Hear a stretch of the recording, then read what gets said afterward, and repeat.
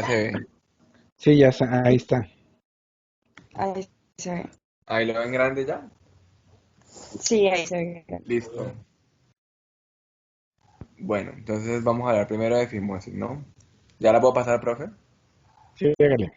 Bueno, listo. Entonces lo primero que vamos a revisar es el desarrollo embrionario pues, de los aparatos genitales masculinos. Entonces, lo primero que hay que saber es que el aparato genital y el aparato urinario van a desarrollarse a partir de los gononefrotomos, que son estructuras pares que se van a formar en el mesodermo intermedio, a ambos lados de la línea media.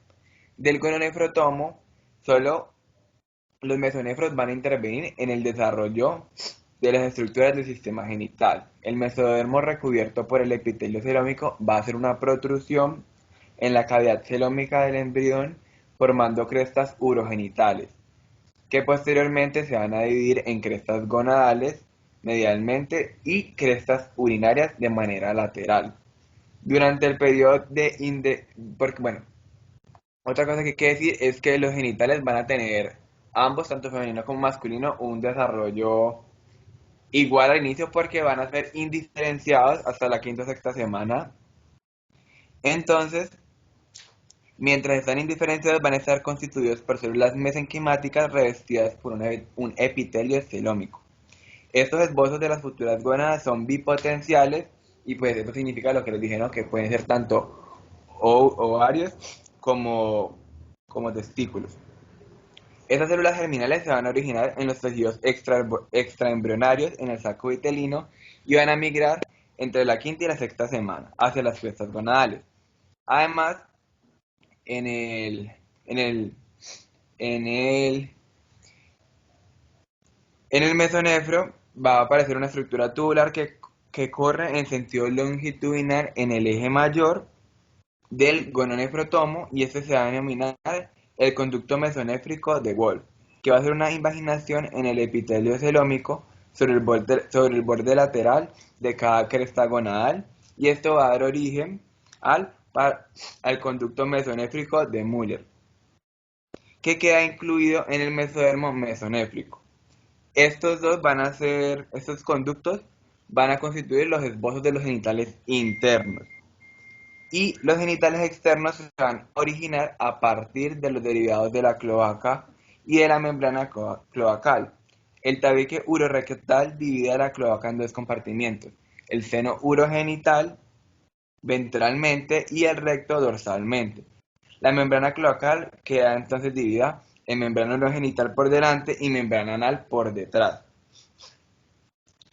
El seno urogenital va a intervenir en la formación de la vejiga y de la uretra, de la vagina y de la próstata, mientras la membrana urogenital va evolucionando y formando los pliegues urogenitales, bordeados externamente por los repliegues labioescrotales en el extremo anterior, y esto se va a formar una estructura medial impar, que va a ser el tubérculo genital, que es el que ve aquí. Después de esto, los esbozos de los genitales externos también son... ¿Se escucha un eco? No. Los esbozos de los genitales externos son bipotenciales. Lo mismo es que en este punto puede evolucionar tanto un genital femenino como un genital masculino. Y el paso de uno al otro va a dar dependiendo de las hormonas que vayan a empezar a interactuar con estas estructuras. En el caso de los hombres, bajo la acción de los andrógenos testiculares, los conductos mesonéfricos de Wolff van a dar origen, en el feto masculino, a los epididimos, a los conductos deferentes y a las vesículas seminales. Y en la formación del genital exterior va a ser gracias a la acción de la 5-alfa reductasa, de la dihidrotestosterona, y esta va a dar origen que del tubérculo genital se origina el pene, y tanto que los repliegues labioescrotales se agranden y se fusionen en sentido posterior anterior para formar la bolsa escrotal, que es lo que se ve en la imagen de abajo. Bueno, ya una vez formados, pues esta es la anatomía del pene. Entonces aquí lo puse en un corte frontal y en un corte transversal. Aquí lo que más voy a recalcar va a ser que en el pene, bueno, va a estar conformado por dos cuerpos cavernosos y un cuerpo esponjoso, que es el que pasa por la mitad de los dos cuerpos cavernosos. La uretra en este punto va a cambiar su nombre y se va a llamar uretra esponjosa. Tenemos la corona y el glande peniano, y el prepucio va a ser toda la piel que va a estar sobre el pene, en la parte del glande. Y en el y en el plano transversal, lo importante es que aquí veamos la circulación, que tiene una circulación superficial muy importante, que vamos a tener la vena dorsal superficial del pene, tenemos la vena dorsal profunda y la arteria dorsal del pene, y en medio de los cuerpos cavernosos tenemos la arteria profunda del pene, que es esta que se ve aquí, y ahí se puede ver también el cuerpo esponjoso, y está atravesado por la uretra. Bueno, entonces, la fimosis. La fimosis va a ser la incapacidad de retraer el prepucio.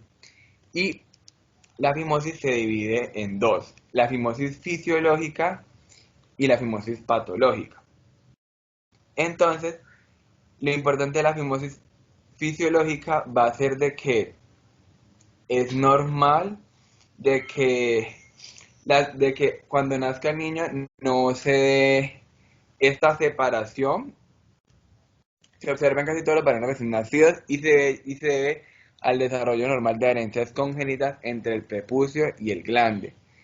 Y ahí están las fotos de la fimosis en los bebés normales. No se van a ver cicatrices. Y la resolución suele ser espontánea, normalmente entre los 3 y los 4 años. Puede que pasada esta edad sigan habiendo niños con fimosis, y todavía existe la alta probabilidad de que se separe por completo. Mm, Pueden silenciar. ¿Listo? Entonces, para hablar ya de lo que es la fimosis patológica se define como el prepucio que realmente ya no es retráctil. Y ese prepucio no es retráctil porque se hace secundaria una cicatrización distal que puede deberse a que hay una fibrosis como tal, debido a un trauma, una infección o alguna inflamación. Entonces lo que sucede es que se forma un anillo prepucial fibrótico, que es como esa cicatriz de la que les hablo, a partir pues de las cicatrices. También puede verse mucho que se puede dar a raíz de infecciones, balanopostitis, que son infecciones como tal, inflamaciones como tal del glande y como tal del prepucio, que generan pues esta cicatrización. Y también se puede dar posterior a la cirugía de la circuncisión. Vamos a encontrar que esos niños van a presentar algunos síntomas, como son la no retractibilidad secundaria del prepucio después de la retracción a una edad más temprana, irritación o sangrado del orificio prepucial, disuria, erección dolorosa, la balanopostitis recurrente, que es lo que les digo, la inflamación como tal del prepucio y del glande, y la retención urinaria crónica con hinchazón, que solo va a resolver con compresiones manuales. Digamos que el hecho de tener una fimosis patológica aumenta el riesgo de otras complicaciones del prepucio, como son tener una parafimosis, que ya vamos a ver qué es, infecciones urinarias recurrentes y balanopositis recurrente y grave. Listo, Pulqui, ¿la puedes pasar, por favor? Bueno, aquí en esas imágenes se ve lo que les hablaba de la fimosis patológica como tal. Bueno, la parafimosis es considerada una emergencia médica que es causada por el atrapamiento del prepucio detrás del surco coronal y puede resultar en una congestión venosa y linfática del glande, y digamos que en situaciones peores puede resultar en un compromiso arterial. Esta se produce porque hay una retracción del prepucio relativamente, pues lo pone estenótico, sin dejar una parte del glande pues cubierto. Entonces lo que pasa es que el anillo prepucial actúa como un torniquete, generando pues ya el proceso de congestión que les nombré anteriormente, haciendo una congestión venosa, linfática e incluso arterial. Digamos que como para resolver esas parafimosis, lo que se hace es como unas maniobras de reducción que se pueden hacer en la consulta médica y demás, pues de que eso lo van a hablar mis compañeras más adelante. Entonces, como ven en las imágenes, es lo que les decimos, es el prepucio, que actúa como ese torniquete y genera la congestión venosa. Listo, punta. Bueno, como tal la incidencia, entonces en el 100%, aparece pues en el 100% de los niños al nacer, pero como vimos es fisiológica, es transitoria y pues es temporal. Ya en el 90% de los niños a los 3 años esa fimosis desaparece y en un 8%, está presente en un 8% de los niños de los 6 a los 7 años.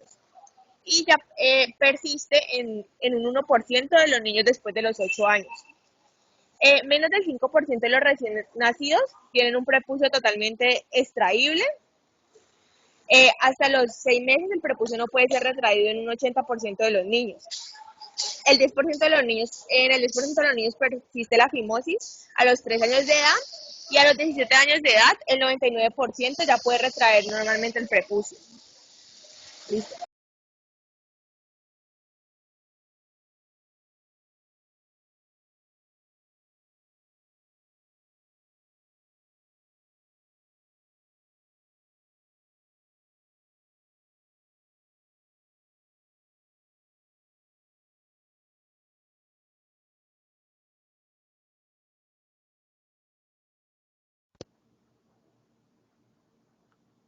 ¿Qué pasó? Que no escucha nada. Qué pena, lo que pasa es que se me trabó el computador, pero ya. En la etiología tenemos como causas, pues lo que pena es que hay una bulla atrás, entonces pues voy a hablar un poquito duro. Pero en las causas tenemos como que las causas de fimosis fisiológica, que es una condición común y normal durante los primeros 3 a 4 años de vida, la fimosis se considera fisiológica. Entonces, alrededor del 96% de los recién nacidos tienen un prepucio no retráctil y esto ocurre por las adherencias naturales entre el glande y el prepucio. Durante el desarrollo de los niños, la adherencia va desapareciendo por la presencia de un esmegma, que son perlas blancas, y las erecciones intermitentes. Durante la infancia se produce una separación gradual del prepucio, la cual se completa en la mayoría de los casos al llegar a la adolescencia. Ya para la etiología de la fimosis patológica, que es la que persiste, que es la persistencia de la dificultad para retraer el prepucio en un niño mayor de 4 años, entre sus causas encontramos cuáles. Las cicatrices distales del prepucio, que estas lo que hacen es que estrechan la apertura prepucial, o la fibrosis, que ya es por una posible inflamación, por un trauma o una infección. Y otras causas también pueden ser por higiene, balanitis recurrente o la balanitis serotóxica obliterante. Entonces hay que tener en cuenta de que frecuentemente la fimosis patológica y la fimosis fisiológica son confundidas entre sí. Entonces el médico debe de tener bien claro y reconocer las diferencias entre las edades y también como sus causas, para evitar pues referir a estos niños a pediatría o a cirugía y generar como una ansiedad en estos padres. ¿Puedes cambiar la diapositiva, por favor? Ya como factores de riesgo, tenemos que las siguientes condiciones aumentan de riesgo de fimosis patológicas, que es la mala higiene y las infecciones como balanopropsitis.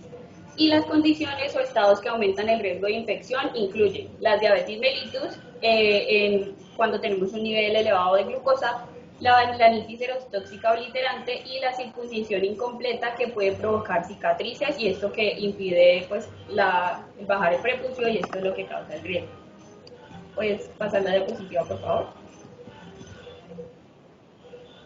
Bueno, ya en la clínica, aunque parezca molesto, está repitiendo como lo mismo, es necesario saber que en todos los recién nacidos, hombres y niños y lactantes, la piel está adherida fisiológicamente al glande. Entonces esto impide como una dificultad en la retracción del prepucio para dejar descubierto el glande. Entonces los malos hábitos de higiene frecuente contribuyen a la infección, y también es clásico observar problemas mecánicos, infecciosos y problemas reflejos. ¿Puedes pasar la diapositiva, por favor? Ya en los problemas mecánicos decimos que son referidos por los familiares. Entonces estos familiares refieren que hay dificultad para presentar pues la orina o el chorro cuando los niños orinan, y durante esta misma lo que hace es que la piel del glande se desciende o se forma como una especie de globo, y esto y unos casos más severos causan como unos grandes casos de fimosis. son los que pueden provocar en el futuro serias repercusiones en el tracto urinario. Este globo es llamado el globo del prepucio y es típico en la forma de fimosis. Y también otros problemas como en la clínica son las erecciones dolorosas. Ya en los problemas infecciosos, estos son asociados por la imposibilidad del prepucio de retraerse, acumulando una secreción que se llama esmegma, que es dada por una secreción sebácea normal, y la falta de aseo y la presencia de enfermedades de la orina. Esto lo que puede producir son episodios frecuentes de infecciones urinarias, inflamación e infección en el glande y el prepucio, que son comúnmente llamados balanitis o balanoprostitis, observándose como una piel roja alrededor del glande e inflamada y con secreciones purulentas. Ya las otras manifestaciones, que son las manifestaciones reflejas, son las que tiene el niño comúnmente, que son ardor, disuria, picazón o sensación o secreciones de cuerpo extraño o sensaciones de cuerpo extraño. Lo que hace es que provoca que el niño tenga como una manipulación del genital en constante actuación, y son principalmente los problemas infecciosos por la falta de higiene lo que puede generar que se genere una cicatriz o comúnmente fibrosis en el prepucio, provocando una fimosis complicada. También el niño puede generar hematuria, debilidad en el chorro de la orina, la aneuresis, la retención urinaria se presenta también, pero es menos frecuente, y también puede tener dolor, disuria, comúnmente ya cuando hablamos de la fimosis patológica. ¿Puedes pasar a la diapositiva, por favor? Bueno, aquí voy a profundizar un poco más acerca de lo que mencionó mi compañera, ya como complicaciones que parten propiamente de la fimosis, que puede ya incluir la visión dolorosa, que eso se debe a que la zona final del pene puede inflamarse por la orina acumulada a causa de la misma fimosis, por lo que el niño tendrá como dificultades y sentirá dolor cuando tenga que orinar. Las infecciones urinarias recurrentes, no puede retirar el prepucio para realizar una correcta higiene, y pues por lo mismo se pueden acumular restos de orina y producir la misma inflamación. La balanitis o balanopostitis, que es una inflamación aguda o puede ser crónica del prepucio o de la mucosa del glande, que se debe a la acumulación de secreciones.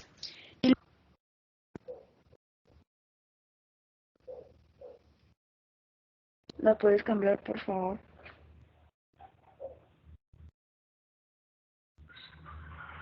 Gracias. La parafimosis también es una complicación de la fimosis, pues ya como lo mencionaron anteriormente, es una condición de emergencia que se produce normalmente, digamos, en casos accidentales donde la mamá puede llegar a forzar el prepucio para bajarlo, bien sea por consejos externos, y pues ocasiona la parafimosis y ya tiene que ser intervenido. Y balanitis erótica, que es una enfermedad ya dermatológica inflamatoria que es de etiología desconocida, que se presenta como una estrechez prepucial después de haber tenido un prepucio que venía normal y pues normalmente reductible, y puede afectar tanto a niños como a adultos. Siguiente, porfa. Aquí pues podemos ver las clasificaciones de la fimosis. Se clasifican según el grado de retractibilidad del prepucio y se evalúan mediante la clasificación de Kayava, que se conforma por estos 5 tipos.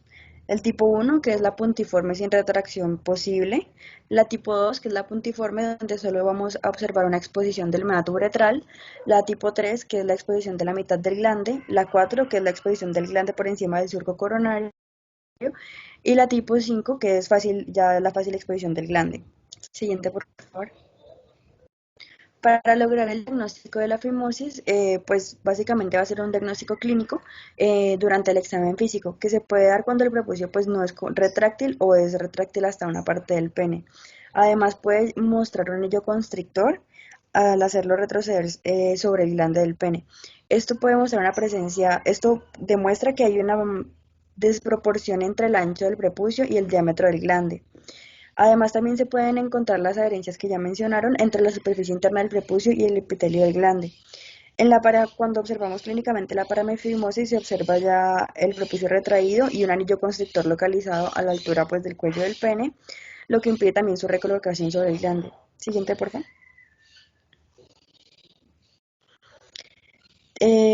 También cuando diagnosticamos la fimosis se debe clasificar en en los dos tipos de fimosis que hay, que son la patológica y la fisiológica.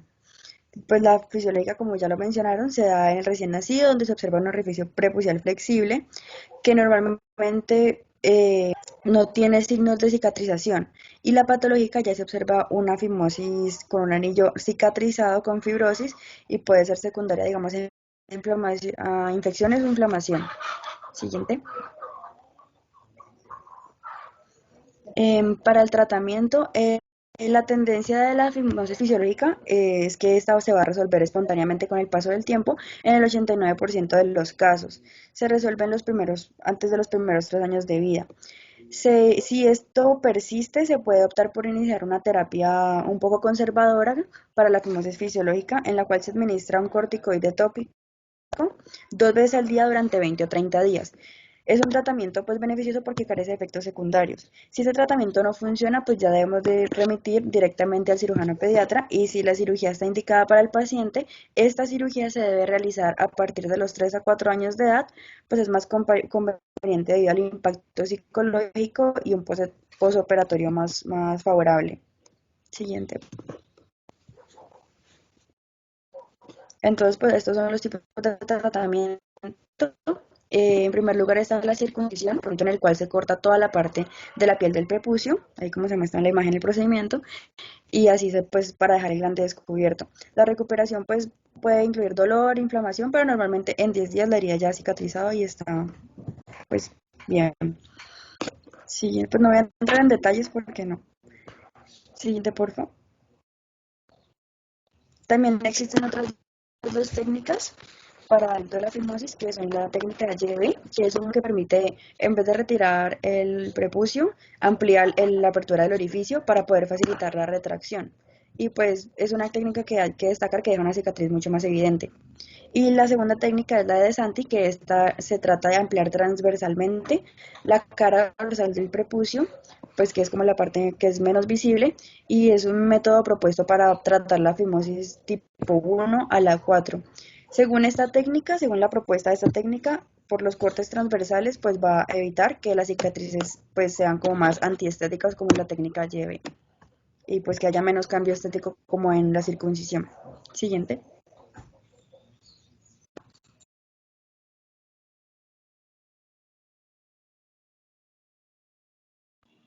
Bueno, ¿alguna pregunta respecto a fimosis?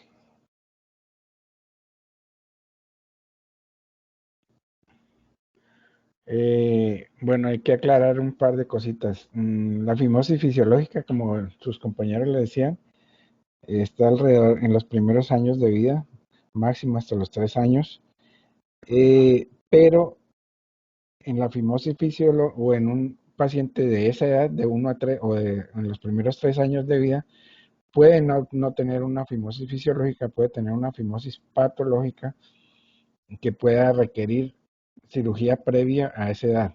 O sea, puede no tener una fimosis fisiológica, sino patológica, y requiere cirugía antes de los 3 años de edad. La otra consideración es que hay algunos pacientes que tienen anormalidades urinarias, ya sea una estenosis piel ureteral, unas válvulas uretrales, un reflujo vesicoureteral, que estas pueden ser causa de infecciones urinarias. Y si el niño, asociado a esta malformación que tiene arriba de su tracto urinario, eh, tiene una fimosis, así sea el niño muy pequeño, a esos pacientes es recomendable hacerle la circuncisión precozmente, porque así disminuye el riesgo de hacer infecciones urinarias a repetición, que puede ser causa de lesión renal tardía a largo plazo, con un deterioro de la función renal tardío. Entonces, las infecciones urinarias siempre hay que tenerles mucho cuidado y hay que tratar de evitarlas, y una de las maneras de evitar eso es haciendo circuncisiones precoces en niños que tienen malformaciones anatómicas altas o infecciones urinarias a repetición sin causa aparente. Así se considera que es una fimosis fisiológica, puede requerir una circuncisión para evitar estos riesgos de infecciones urinarias a repetición. Eh, ¿Qué otras indicaciones de circuncisión hablaron sus compañeros? ¿Quién habló de los temas, del tema quirúrgico? Yo, doctor, Bueno, resúmeme qué indicaciones hay de circuncisión entonces. cuando está la fimosis patológica, que ya está totalmente fibrosado el tejido, Ajá. cuando hay infecciones persistentes ¿Cuándo qué, y perdón? cuando hay infecciones persistentes, Ajá. ¿Infecciones urinarias o infecciones de balanitis? balanitis y balanopostitis. Bueno, balanitis, exacto, sí.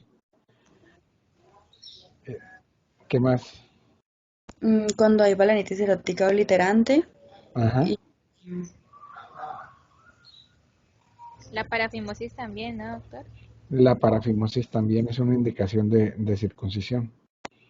O sea, a pesar de que la parafimosis en algunas ocasiones se puede resolver manualmente, después de tener un episodio de parafimosis, debe circuncidarse para disminuir el riesgo de que pueda tener otro episodio y tener complicaciones como porque la compresión puede ser tan severa que puede llegar a la pérdida del glande, a la amputación del glande por necrosis, si se prolonga demasiado tiempo.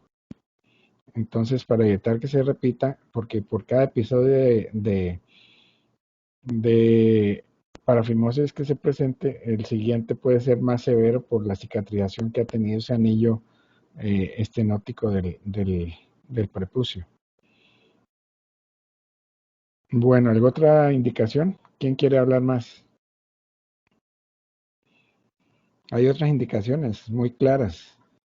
Las indicaciones religiosas. Todos los judíos son circuncidados solamente por indicación religiosa. Y eso está pues dentro de las indicaciones que debemos tener en cuenta. ¿Qué otra indicación? Si ustedes tuvieran un hijo o tienen un hijo varón, lo circuncidarían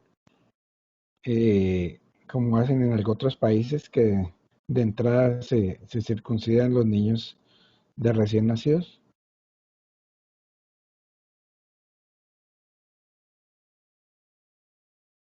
Nadie me responde. Bueno, en Estados Unidos hasta hace unos años, ya últimamente ya es menos, eh, los pediatras recomendaban la circuncisión de los recién nacidos en los primeros meses de vida para disminuir riesgos de infecciones de transmisión sexual, riesgos de infecciones.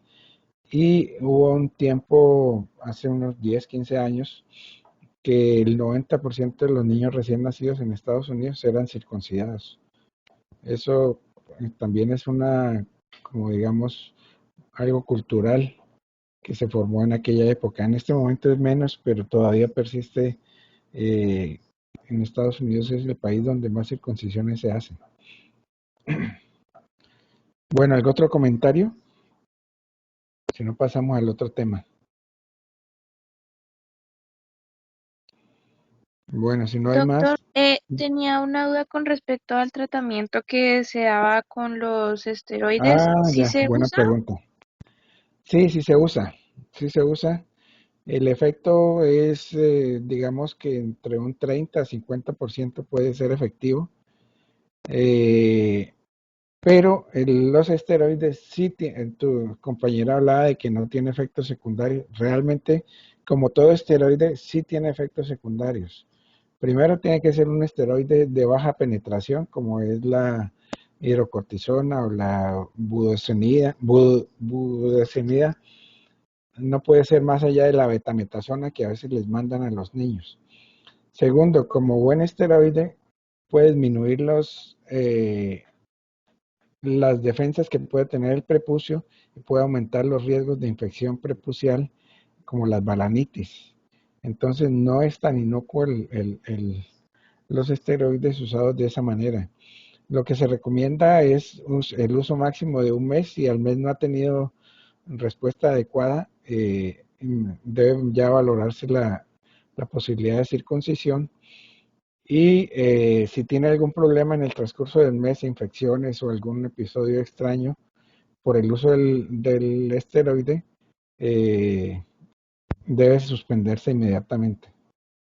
Entonces, si se usa con una positividad relativamente baja, consideramos de 30 a 50%, pero en algunos casos nos puede servir, sobre todo para las fimosis leves, ¿no? Esas fimosis con anillo fimótico después de una fimosis serótica obliterante, esas realmente no se ven. ¿Alguna otra pregunta?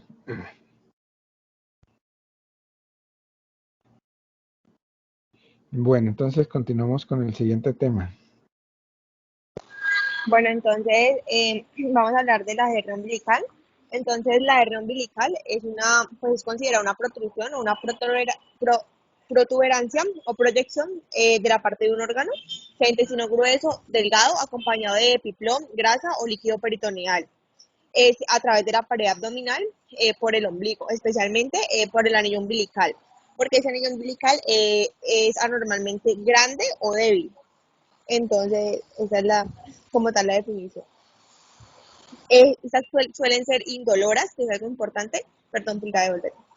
Y no presentar incarcelación, pues en algunas excepciones se presentan, pero lo normal es que no suceda. Listo, ahorita sí. Bueno, las podemos clasificar como en dos grupos grandes. Uno va a ser según el origen y el otro va a ser según la localización. Entonces, según el origen, van a ser congénitas o van a ser adquiridas. Las congénitas son aquellas que aparecen desde el nacimiento y tienen tendencia a su cierre en los primeros 2 a 4 años de vida. Pero cuando estas persisten, entonces no se cierran, se dice que es una hernia adquirida del adulto. Entonces son aquellas que su cierre es deficiente y se manifiestan pues en edades ya tardías, posteriores de la vida. Y como tal, según la localización, entonces está la umbilical, donde la protrusión va a ser directamente por el anillo umbilical, o sea, directamente pues se ve en el ombligo, y están las paraumbilicales, que son aquellas en las cuales la protrusión va a ser como a un lado del ombligo o a nivel periférico. Sin embargo, la única que no se considera o que no se categoriza como paraumbilical es aquella que se da en la línea alba supraumbilical, porque ahí ya se llamaría hernias epigástricas. Entonces, esa es la clasificación. Normalmente, algo que se me olvidó decirles en la definición es que estas hernias, digamos que como que se brotan o se ve una mayor protrusión cuando el niño hace algún tipo de esfuerzo, cuando llora o cuando va a defecar, digamos que es mucho más visible este tipo de hernias. Bueno, en la epidemiología de la hernia umbilical tenemos que las hernias umbilicales van a ser muy comunes en la población pediátrica. Se estima más o menos que el 10 al 30% de los niños blancos al nacer van a tener la hernia umbilical, pero este porcentaje va a tender a disminuir del 2 al 10% al año de vida y a partir de ahí va a afectar por igual a niños y niñas. La hernia umbilical también es común en lactantes hijos de padres afroamericanos con una incidencia del 26.6% y esta se va a observar con mayor frecuencia en bebés prematuros y con bajo peso al nacer. Esta incidencia va a estar más o menos en el 84%. Los recién nacidos que pesan entre 1.000 y 1.500 gramos y tienen bajo peso al nacer van a tener una incidencia del 20.5% y los que pesan entre 2.000 y 2.500 gramos van a tener una incidencia del, se me perdió, 19.5%. También hay que resaltar que los lactantes que son hijos de padres afroamericanos, de nuevo, lactantes con síndrome de Beckwith-Wiedemann, trisomía 21, hipotiroidismo congénito y mucopolisacaridosis van a tener una mayor incidencia en presentar una hernia umbilical. Siguiente, por favor. Los factores de riesgo que predisponen a los niños a padecer una hernia umbilical van a ser bebés prematuros y bajo peso al nacer, los niños nacidos de padres afroamericanos parecen tener un mayor riesgo a tenerla, pero la razón es desconocida. Bebés que van a nacer con ciertos trastornos genéticos como los anteriormente mencionados y además el síndrome de Edwards y el síndrome de Patau, la acumulación de líquido en el abdomen como lo es la ascitis debido a pues, diferentes tipos de cánceres, la tos crónica debido a alergias o infecciones respiratorias pues, al hacer el esfuerzo, y la obesidad también puede debilitar los músculos de la pared abdominal. Siguiente, por favor.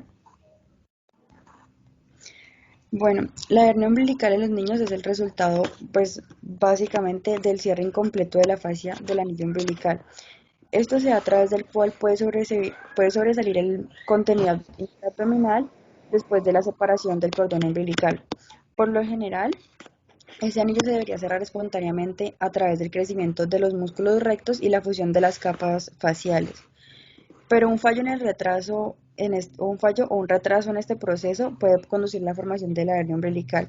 Se desconoce como la etiología exacta, pero generalmente ocurre a través del componente pues, que conforma la vena umbilical del anillo. Siguiente. Bueno, ya en su fisiopatología, combinándolo con la embriología, iniciamos que la pared abdominal empieza a desarrollarse en sus primeras etapas de diferenciación embrionaria a partir de la placa lateral del mesodermo embrionario. Esta fase, el embrión consta de 3 capas principales, que son la capa externa, que es la protectora, denominada ectodermo, otra interna de nutrición llamada endodermo y el mesodermo. Conforme el embrión va aumentando de tamaño y se aproxima entre sí a los componentes de la pared abdominal, la área ventral abierta delimitada por el borde ápneo se va reduciendo y así se forma el conducto umbilical, una estructura tubular que contiene el conducto uterino, que es llamado también el conducto onfalomesentérico, el alantoides y los vasos sanguíneos fetales que se comunican con la placenta. ¿Puedes pasar la diapositiva, por favor?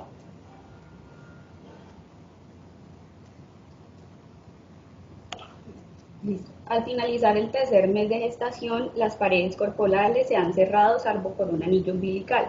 Como la longitud del tubo digestivo crece más deprisa que el volumen de la cavidad celómica. Gran parte de este intestino en el desarrollo se protruye a través del anillo umbilical, que es la capa facial normal que rodea el cordón umbilical cuando atraviesa la pared abdominal.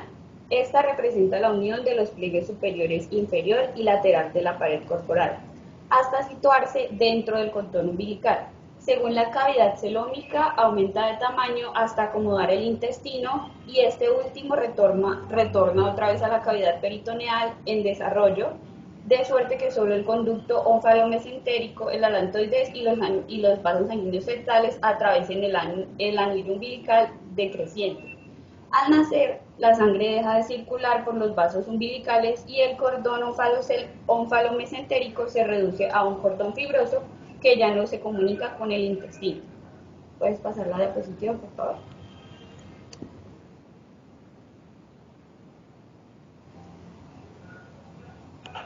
¿Sí me escuchan? Sí, Nico, sí se escucha. Listo. Después del nacimiento, el anillo umbilical normalmente se cierra después de este. Es el resultado de complejas interacciones con el plegamiento de la pared lateral del cuerpo en dirección medial y la fusión de los músculos rectos del abdomen en la línea alba y la contracción del orificio umbilical asistida por estas fibras elásticas de las arterias umbilicales obliteradas. Entonces, la proliferación fibrosa de estas placas laterales del tejido conjuntivo que se va circundante es el esfuerzo mecánico y la tensión de estos músculos rectos lo que hacen que también puedan contribuir a este cierre natural. El fracaso de estos procesos de cierre causan una hernia umbilical, como ya se ha mencionado, cuando una parte del intestino sobresale a través de esta abertura de los músculos abdominales cerca de lo que es el ombligo, debido a que sale por el anillo umbilical. También, embriológicamente, el defecto se produce por un fallo en la aproximación de los músculos rectos en la línea media del ombligo tras el retorno del intestino a la cavidad abdominal, situación que ocurre alrededor de la duodécima semana de gestación. También el saco coronario es peritoneo, que suele estar adherido a la dermis de la piel umbilical. El diámetro del efecto facial real puede variar varios milímetros más o menos de 5 centímetros de la piel umbilical. Entonces, el grado de protrucción de la piel no siempre es indicativo del tamaño del defecto facial y con frecuencia pequeños defectos pueden causar protrucciones semejantes a los que se tienen anteriormente y esto puede generar una alarmante grande. La hernia umbilical en la infancia no es ni más ni menos que un anillo umbilical más grande de lo normal, por lo que puede o no protruir una protrucción del intestino recubierto por la parte normal. La hernia umbilical suele asociarse a distasis de los rectos y se debe al cierre incompleto o una debilidad del anillo muscular umbilical, que ocurre todo esto en la parte embrionaria. Y la mayoría de los defectos a veces son palpables, en la que la encarcelación es rarísima y es un alto porcentaje en los niños, que se cierra aproximadamente en los 2 primeros años de vida. ¿Puedes cambiar la diapositiva, por favor? Bueno, entonces, como ya lo habían mencionado anteriormente, en una de las clasificaciones, pero se recomienda y se reconoce que hay 2 tipos generales de hernias umbilicales, que son la hernia umbilical de los lactantes o la congénita y la hernia umbilical adquirida. Entonces, la hernia umbilical congénita o de los lactantes son muy recurrentes, surgen unos días o semanas después de la caída del muñón del cordón umbilical. Entonces, al nacer, lo que pasa es que la obliteración del conducto determina su cicatrización y contracción entre el tercer y el sexto día de edad. Lo que no puede ocurrir determina que el recién nacido presente una hernia umbilical denominada congénita. Entonces, se debe a que hay una debilidad a la adherencia entre estos rectos cicatrizales del cordón umbilical y el anillo umbilical, y se cierran espontáneamente en la inmensa mayoría de los casos, como lo nombré anteriormente, a los 2 años de vida. Si persiste más allá de los 5 años, suelen repararse pues a nivel quirúrgico. Ya la hernia umbilical adquirida, en este caso la hernia umbilical que aparece mucho después del cierre del anillo umbilical, ocurre casi siempre en el borde superior del ombligo y se debe al debilitamiento ya del tejido cicatrizal, que normalmente cierra el anillo umbilical. Este debilitamiento puede estar causado por una distensión exagerada de la pared abdominal, como ocurre durante el embarazo, un parto con muchas contracciones o una citis, que también pueden verse en niños y no pues remiten espontáneamente, sino que va aumentando poco a poco. El denso de este anillo fibroso hernario situado en el cuello de la hernia explica por qué la estrangulación del intestino en el epiplón y en la hernia presenta complicaciones importantes cuando tenemos una hernia umbilical adquirida. ¿Puede pasar la diapositiva, por favor?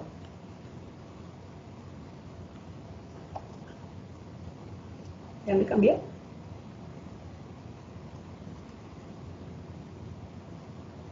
Sí.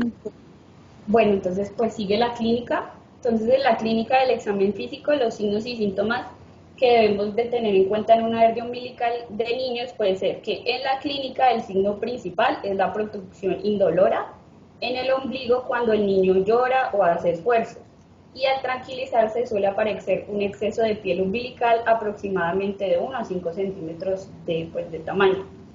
Esta se reduce con facilidad, viene acompañado como de un gorgoteo audible. También puede haber un enrojecimiento o hinchazón dentro y alrededor del bulto.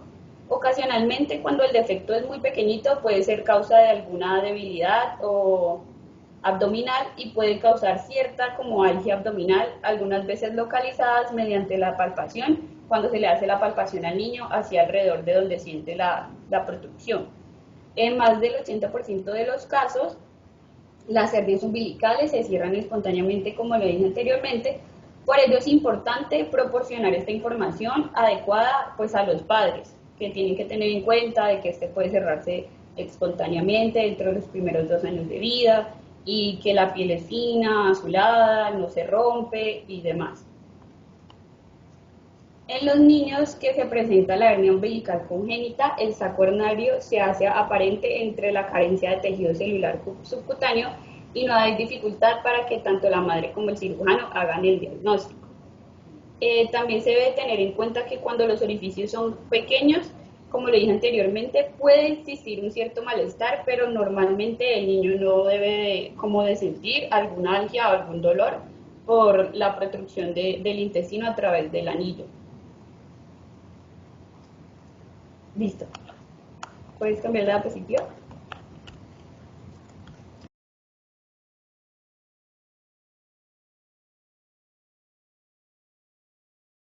Ya, bueno. Para el diagnóstico de las hernias umbilicales, realmente se puede hacer mediante la clínica, mediante un examen físico y una historia clínica muy bien detallada. Y con los hallazgos físicos puede ser suficiente. Otra cosa que es importante es que se tienen que reconocer signos y síntomas de obstrucción y de estrangulación, que van a ser pues dolor en el sitio de la hernia, náuseas y vómitos, o una decoloración rojiza sobre la piel de la hernia umbilical. El uso de imágenes está más que todo indicado para pacientes con obesidad mórbida o en pacientes que tengan hernias umbilicales recidivantes asociadas a obesidad mórbida. No significa que no se puedan usar en caso de que uno quiera verificar si el paciente tenga una complicación o no. Entonces aquí vemos las imágenes, pues ahí vemos cómo se ve una ecografía, se ve ahí el saco herniario. Y acá también en el TAC también se puede observar la protrusión por el saco herniario. Y acá vemos una donde tiene contenido ya de asas intestinales dentro de la hernia. Y bueno, aquí tengo un algoritmo en que pues dicen que realmente... pero este lo voy a explicar ahorita que hable del diagnóstico. Bueno, ay, ups. Bueno, en el tratamiento lo más importante que tenemos que es que hay que tener en cuenta la edad del paciente. Si es una hernia umbilical de tipo congénita, hay que tener un manejo expectante durante los primeros 2 años de vida y no se recomiendan intervenciones quirúrgicas, ya que el índice de residuos al manejar tejidos muy delgados a esta edad es muy alto. Y además existe la tendencia de que tenga un cierre espontáneo o que al menos se reduzca el tamaño del anillo. Entonces, dice que durante este periodo de espera, pues es hasta los 2 años, en lo que los tejidos del abdomen se vuelven más fuertes. Entonces se le dice a la mamá que solo tenga vigilancia y no se le realice ningún procedimiento, que no le haga nada, que ella lo deje quieto. Pero lo que dicen es que culturalmente es muy común de que las madres traten de como combatir ese problema poniéndole fajas, poniéndole botones, poniéndole monedas. Y esto pues puede generar complicaciones eh, en la hernia. Por lo menos ahí yo puse esa foto de esa faja a una recuperación rápida que también dice que está mal, no se puede hacer, ya que eso van a alterar la evolución natural de la contracción del anillo umbilical y además si se usan fajas como esas puede generar una inflamación crónica en el saco y en el anillo y en el contenido herniario, haciendo más fácil que aparezca una encarcelación o un estrangulamiento. Ya cuando se indica el tratamiento quirúrgico es cuando ya la hernia umbilical nos ha cerrado a pesar de los 2 años de edad, entonces se tiene que entrar a considerar la intervención quirúrgica ante la presencia de los tejidos del aparato abdominal con mayor firmeza que en los primeros 2 años de vida. Y vamos a tener que haber dos clases de técnicas para la herniorrafia. Y tenemos las técnicas de tensión y las técnicas sin tensión. Las técnicas con tensión van a ser adecuadas para hernias pequeñas cuyo orificio no supere los 2 centímetros. Entonces, aquí tenemos la técnica de borde a borde o cierre simple. Pues no la voy a explicar entera. Ahí puse las fotos que era más fácil de entender. Que lo que hacen, pues, es hacer una disección del saco herniario y luego lo van a cerrar simplemente. Eso es muy sencillas. Y esta es la otra manera de hacerlo. También tenemos la técnica de Mayo. Y en esta, lo que se hace es que se va a reparar con una técnica denominada chaleco sobre pantalón, es decir, van a sobreponer con suturas el colgajo superior sobre el inferior en unos 2 centímetros. Y de estas, pues tenemos la técnica de Morenstein, la técnica de Seno y la técnica de Rothschild. Entonces, en la técnica de Morenstein vamos a tener que hacer con una doble línea de sutura para el cierre, sea en un primer plano inicial y posteriormente en un plano imbrincante que protege la primera línea de sutura. En la técnica de seno va a ser un mayo invertido, la que tiene la foto ahora, entonces un pantalón sobre chaleco o un borde inferior del defecto sobre el borde superior cuando hay vísceras pegadas a este colgajo superior. Y la técnica de Rothschild va a ser cuando se van a tallar dos colgajos cuadrangulares de las vainas del recto y superponiéndolos para cubrir el edificio y saturándolos en la línea media. Pero esta pues solo tiene indicación en adultos. Y aquí tenemos las técnicas libres de tensión o con malla, y estas pues van a ser indicadas cuando hayan orificios más grandes, multisaculares, o así como en aquellas que presenten una tensión excesiva después del cierre primario, o sea que ya se hayan hecho una primera intervención. Y esto está más que todo indicado en pacientes obesos o con gran debilidad abdominal. Y se recomienda el uso de malla aun cuando el defecto sea pequeño. Entonces ahí tenemos la técnica de Rives umbilical, que lo que va a hacer es que posteriormente a la disección del saco hernario se va a hacer una disección preperitoneal de 6 centímetros y se va a colocar la malla.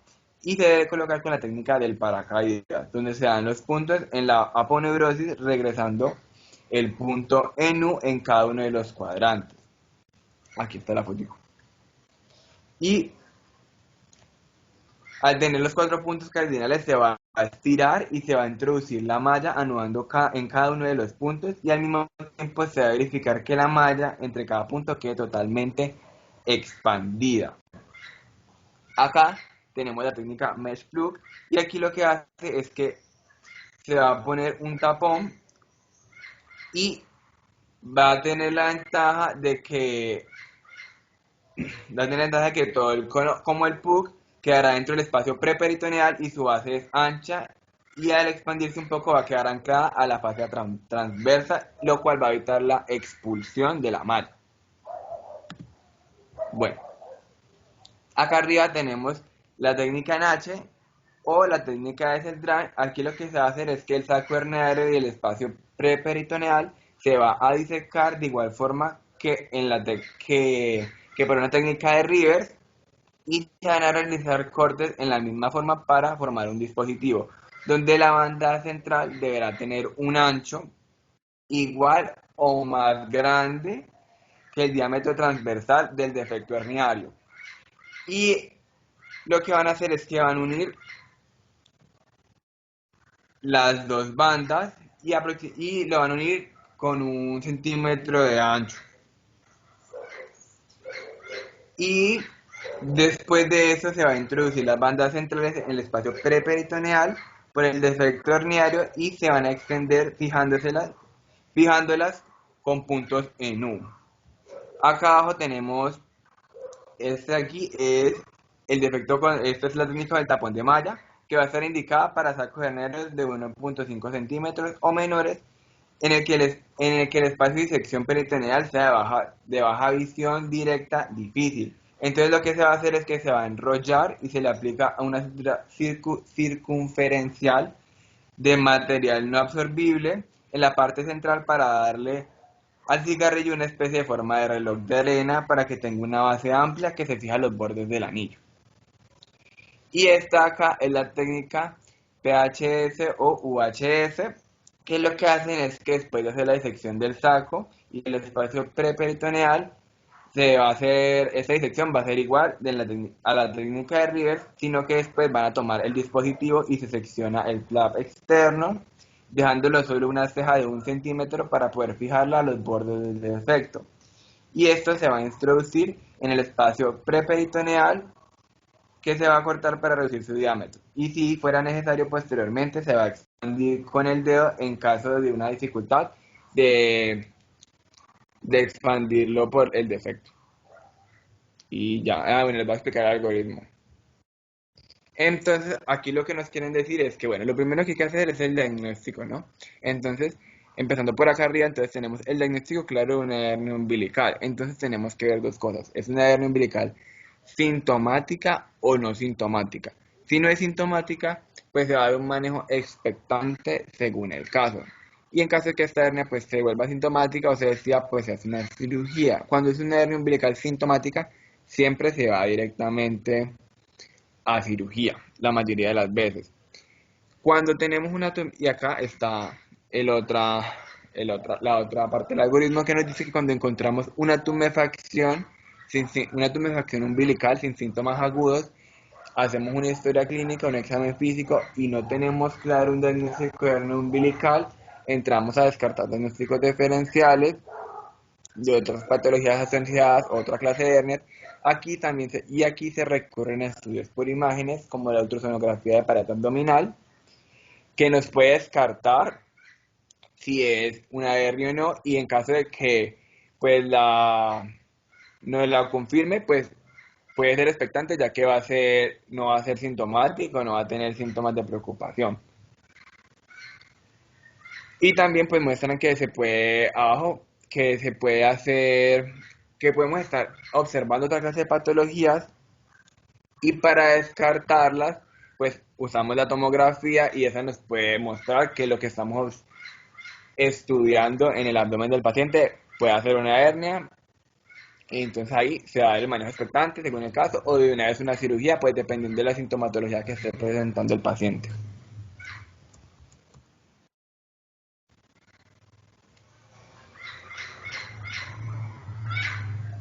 Y ahí ya, acabamos.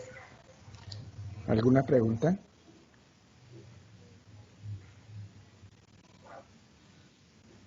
Bueno, debemos hablar un poquito de lo que hablaba su compañero de los botones y cosas que se ponen en el ombligo. Es muy común en las mamás pues, de áreas rurales y cosas de esas, colocar botoncitos, monedas, y las sostienen con el ombliguero. ¿Ustedes ya conocen el ombliguero? El ombliguero es como como un pedacito de tela con unas correitas o con unas tiritas laterales que se fija al ombligo y se amarra atrás al ombligo, pero eso es una cuestión que es fija, porque no es elástica. Entonces le colocan algo en el ombligo y encima le ponen el ombliguero y le aprietan el ombliguero. Esto no es muy recomendado, no es recomendado, porque como ustedes ven o saben, los niños pequeños, los lactantes, su respiración es muy abdominal. Y si les vamos a comprimir el abdomen con un ombliguero, puede limitar su respiración y causarle problemas respiratorios. Entonces no está recomendado el uso del ombliguero de ninguna manera, ni ningún uso de ninguna sustancia o cuerpo extraño o moneda o botón a nivel umbilical. A veces se los pegan con micropor, que el micropor a largo plazo, ya he usado más de una semana, les causa erosiones de la piel alrededor. A veces les ponen venda elástica. La venda elástica de pronto es un poquito más tolerable porque que no la fijen a la piel y les puede comprimir, pero definitivamente no se recomienda nada que comprime el ombligo, porque como mencionaban sus compañeros, estas hernias umbilicales cuando son pequeñas se van a cerrar espontáneamente en el transcurso de los 2 primeros años. ¿Esto qué nos indica? Que ya es una indicación quirúrgica cuando la hernia persiste después de los 2 a 3 años. En nuestro medio, como tenemos mucha población afrodescendiente, está muy acentuada la hernia umbilical. Vemos, si ustedes lo han notado, hay muchos negritos que tienen su protrusión umbilical, con una gran protrusión umbilical incluso, a pesar del gran tamaño, procuramos no operarlos al menos antes de los 2 años, por lo que mencionaban sus compañeros, que es que la cirugía antes de los 2 años puede recidivar, y si recidiva puede recidivar más grande aún y puede ser más complejo el manejo por la calidad de los tejidos que tienen los niños a esta edad. Entonces, antes de los 2 años no se operan. Lo otro es el tamaño de la hernia umbilical. Cuando vemos una hernia umbilical grande, que es generalmente por arriba de 1.5 centímetros, se puede operar inmediatamente después de los 2 años. Si tiene un poco menos de 1.5, menos de 1 centímetro, podríamos incluso esperar hasta los 3 años. Entonces, por eso el margen de edad para la cirugía es entre los 2 y los 3 años, dependiendo del tamaño del ombligo. Ahora, otra indicación quirúrgica es si es sintomática o no sintomática, como lo mencionaron sus compañeros. Cuando la hernia es grande, generalmente entran y salen las asas intestinales del saco herniario sin ningún problema y generalmente no causa síntomas. Pero cuando son hernias pequeñitas de 1 centímetro o a veces menos o 1,5 centímetros, puede entrar el contenido de la hernia a un asa intestinal y apretarse y ser doloroso en muchas ocasiones. O a veces en las hernias menores de 1 centímetro no se alcanza a meter un asa intestinal, pero se mete el epiplón, que es un tejido que está por encima de las asas intestinales, y este epiplón es muy sensible y comienza a apretarse ahí en la hernia umbilical y esto es muy doloroso. Entonces, cuando eso ocurre, hay que operarlos también lo más pronto posible, tratando de que no sea antes de los 2 años. ¿Qué otra cosa podemos hablar de la hernia umbilical? Bueno, en la hernia umbilical en los niños generalmente es congénita, ya sea por antecedentes familiares. Ya, como les comentaba, los afrodescendientes tienen un poquito más de herencia en ese sentido, tienen más presencia de hernia umbilical. Y todos en nuestro país tenemos algo de afrodescendiente, entonces tenemos más riesgo de hernia umbilical. Y lo otro es que en el tratamiento, pues en los niños nunca utilizamos mallas, porque la malla es un objeto fijo que no aumenta de tamaño, que no expande, y los niños pueden ir creciendo y la malla causarles dolor en el crecimiento. Y después toca retirarla con unas incisiones más traumáticas. Entonces en los niños nunca usamos malla, siempre usamos cualquier otra de las técnicas de afrontamiento con suturas, pero nunca mallas por el hecho de que el niño es un organismo en crecimiento y la malla no crece y puede causar problemas tardíamente. ¿Qué otra cosa quería comentarles? No, básicamente es todo. Realmente es una cirugía sencilla, rápida, que causa poco dolor y les va muy bien a estos chiquillos. Bueno, si no hay más preguntas, ¿no tienen preguntas? Entonces pasamos al momento del quiz. La semana anterior le hicimos al grupo A, ¿fue? Sí, doctor, el grupo A. Bueno, entonces esta vez vamos a repetir con el grupo B. ¿Listo? Entonces se queda el grupo B. Los demás, Y los que lo quedaron debiendo del grupo A. ya les diré un día de estos, yo les diré cuándo lo van a hacer. Hay varios que me deben de varios grupos y ese día les voy a decir cuándo lo hacen. ¿Listo? Listo. Entonces se quedan los del grupo A, los demás se retiran y el grupo A me prende las cámaras, por favor. ¿Grupo A o grupo No, B? es grupo B, A. grupo B, perdón, grupo B. No al grupo A, doctor, digo al grupo A. Hasta luego. Hasta luego. Hasta luego, gracias. Hasta luego. Hasta luego. Hasta luego.